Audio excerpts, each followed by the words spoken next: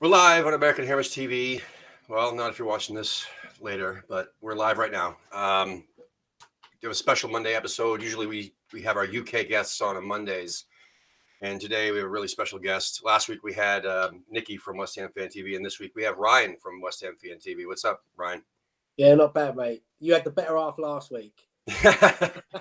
Yeah, man, it was awesome, man. I'm so thankful that you guys have been coming on here, and Scott and Dan have also said that they're going to hop on here at some point, which is fantastic because when we started the show, we focused on the American West Ham supporters groups. We did, 2 interviews a week. It was just American West Ham supporters, to showcase them and also try to incentivize other Americans to start their own supporters groups over here.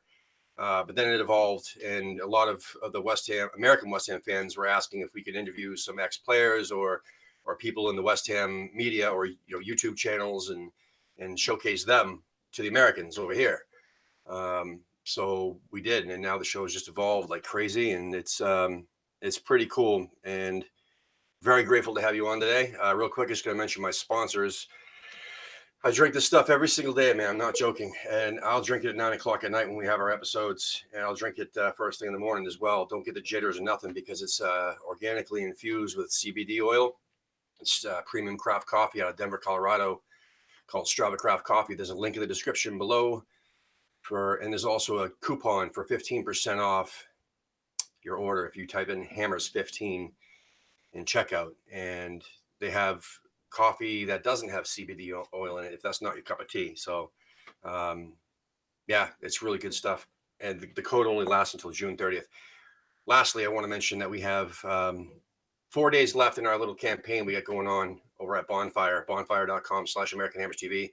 We got a lot of shirts and hoodies and sweatshirts for sale with different colors and obviously our logo on it. 20% is going to be split up between the DT38 Foundation and Isla's Fight. So we have 4 days left. We've already sold 12 shirts, which isn't a lot, but I didn't expect to sell any. So I'll take that for now. Anyway, Ryan, please tell us, especially those who may not have heard, of West Ham Fan TV or may not have, seen you before or heard you, explain this before, but how on earth did you become a Hammer?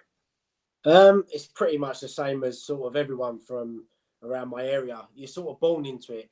I mean, growing up, I had a few mates that supported Man United, Arsenal, but a majority of them was West Ham. And I'll be honest with you, my family's not really that much into football. So for me, it was hanging about with mates that supported West Ham. And then once I went to my first game, you never forget your first time. You just want to keep going back. And, I just fell in love with it. Fell in love with football, fell in love with West Ham. What was your first game? You remember it? Yeah, I remember it well. It was we played Everton at home. I think it was the 13th of February '95. It was Monday night football, so my first game was a night game. We drew 2-2. Tony Cottee scored 2 goals. Nice. And honestly, I'll never forget it because I remember because it was the centenary stand at the time. I remember walking up, walking down to the ground down a Barking Road. You see the floodlights. And so I'm trying to drag my dad down the road saying, come on, I want to get in there quick. You go in and that first moment, you walk up them steps and I just remember how bright it was because of the lights. And honestly, when Tony Cottee put us 1-0 up, I'll never forget that noise. And until the day I die, you'll never forget your first game. So obviously that was probably one of the most memorable experiences, but what was your favorite match that you've ever been to that may not have been your first match? What, at the bowling ground? Yeah. Do you know what? There's so many to choose from. I mean, the last ever game at the bowling is special. You got the playoff semi-final against Ipswich when Matty Everton scored that goal.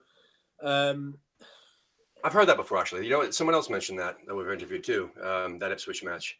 Yeah, I mean, that night, we was 1-0 down from the first leg and Matty Everton, just after half time, he could put us 1-0 up, smashed the top corner, and Christian Daly scored the winner. But I'll never forget that noise when Matty Everton scored. It was unbelievable. It was an unbelievable experience. But we've had some great battles down the years with Man United, Arsenal. Even the last season at the Boleyn when we drew 3-3 with Arsenal. that was an amazing game, being 2-0 down, 3-2 up, and it ended 3-3. But there's been some classic games down the years. There's been some crap ones as well. Trust me. Oh yeah, I bet. Someone just informed me in the chat room that they're not seeing you. This is awesome. I could see you perfectly fine. Shit. Oh man. Am I not on? There's a ton of people in the chat room too. They can hear you fine, but they can't see you. Awesome. So, shit. This is the first time this has ever happened. Let's have a look. Far out. See you. Yeah, no, it's not flicking over for some reason. All right. Well, let's we'll be right back. We'll try this again. No worries.